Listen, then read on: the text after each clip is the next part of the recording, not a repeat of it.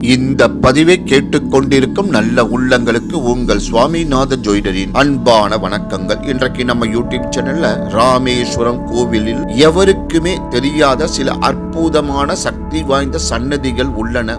அவை என்ன என்று இந்த பதிவின் மூலம் தெரிந்து கொள்ளலாம் மக்களே. அதற்கு முன்னாடி நம்ம யூடியூப் சேனலை யாரெல்லாம் சப்ஸ்கிரைப் பண்ணலையோ சப்ஸ்கிரைப் பண்ணுங்க, ஷேர் பண்ணுங்க, லைக் பண்ணுங்க. இப்ப பதிவுக்குள்ள போயிடலாம்.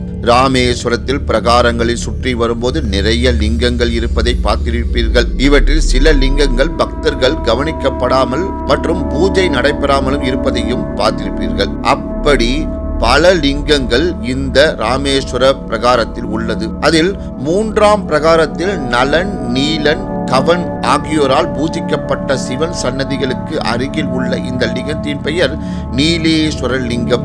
இந்த நீலேஸ்வர லிங்கத்தின் சிறப்பு என்னவென்றால், பல 100 வருடங்களுக்கு முன்பு சீதையால் பிரசிட்டை செய்யப்பட்ட தற்போதுள்ள ராமநாதர் லிங்கத்துக்கு பதிலாக இருந்த மூலவர் லிங்கம் இவர்தான் என கூறப்படுகின்றது. இந்த லிங்கத்தை ராமநாதபுரத்தில் வசிப்பவர்கள் யாரும் தரிசித்தது இல்லை. இந்த லிங்கத்தை தரிசிப்பதற்குரிய பிராப்தம் இருந்தால் தரிசிக்க முடியும். மேலும் ராமேஸ்வரம் கோவிலில் ராமநாதர் சன்னதிக்கு பின்புறம் உப்பு கல்லால் செய்யப்பட்ட ஒரு பழமையான லிங்கம் உள்ளது. பல வருடங்களாக அந்த உப்பு கல்லால் செய்யப்பட்ட உப்பு லிங்கம் கரையாமல் அப்படியே உப்பு கல்லாகவே இருப்பது மிகவும் அதிசயமாகும். இந்த லிங்கம் வந்ததற்கு ஒரு காரண கதையும் உண்டு. ஒரு முறை சிலர் ராமேஸ்வரம் கோவிலில் உள்ள லிங்கம் மணலால் ஆன லிங்கம் அல்ல என்றும், அப்படி மணலால் செய்யப்பட்டது என்றால் அபிஷேகத்தின் போது கரைந்திருக்க வேண்டும் என்றும் வாதம் செய்தார்கள். அந்த நேரத்தில் பாஸ்கர ராயர் என்ற அம்பாள் பக்தர் தண்ணீரில் எளிதில் கரையும் தன்மை உடைய உப்பில் ஒரு லிங்கம் செய்து அதற்கு அபிஷேகம் செய்தார்.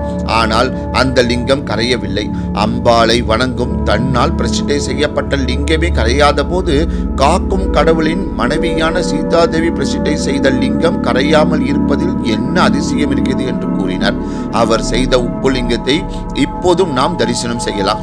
மேலும் ராமேஸ்வரம் கோவிலில் அநேகம் பேருக்கும் தெரியாத சேது மாதவர் சன்னதி ஒன்று உள்ளது. காலில் சங்கிலியுடன் பெருமாள் சேது மாதவர் சன்னதி. சுந்தர பாண்டியன் என்னும் மன்னன் பெருமாளின் தீவிர பக்தராக விளங்கினான். அவனுக்கு குழந்தை பாக்கியம் இல்லா குறையை தீர்க்க மகாலட்சுமியே அவரது மகளாக அவதரிக்கும்படி செய்தார் பெருமாள். அவள் மனப்பருவம் அடைந்த போது பெருமாள் ஒரு இளைஞனின் வடிவில் வந்து அவளிடம் வம்பிழுத்தார். மன்னன் அந்த இளைஞனை சிறையில் அடித்து சங்கிலியால் காலை கட்டி போட்டான். பக்தனின் பக்திக்கு கட்டுப்பட்ட பெருமாள் அவ்வாறு சங்கிலியால் கட்டுவதற்கு இடமளித்தார். அன்று இரவில் மன்னனின் கனவில் இளைஞனாக வந்து சிறையில் அடைக்கப்பட்டிருப்பது தானே என்று மன்னனுக்கு உணர்த்தவே இருவருக்கும் திருமணம் செய்விக்கப்பட்டது. இளைஞராக வந்த சுவாமி இங்கு சேது மாதவராக அருள்கிறார். அவரது காலில் சங்கிலி கட்டப்பட்டிருக்கிறது.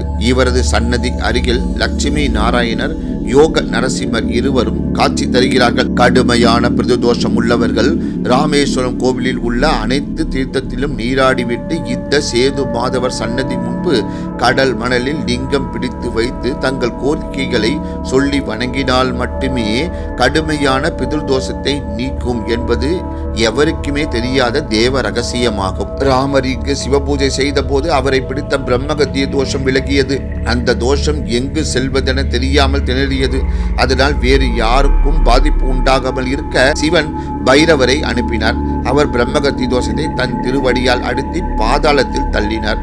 பின்னர் இத்தலத்திலேயே அமர்ந்து இங்கு வரும் மனம் திருந்திய பக்தர்களின் கொடிய பாவங்களை பாதாளத்துக்குள் தள்ளுபவர்களாக அருள் செய்கிறார். இவருக்கு பாதாள பைரவர் என்று பெயர். இவரது சன்னதி கோடி தீர்த்தம் அருகில் உள்ளது.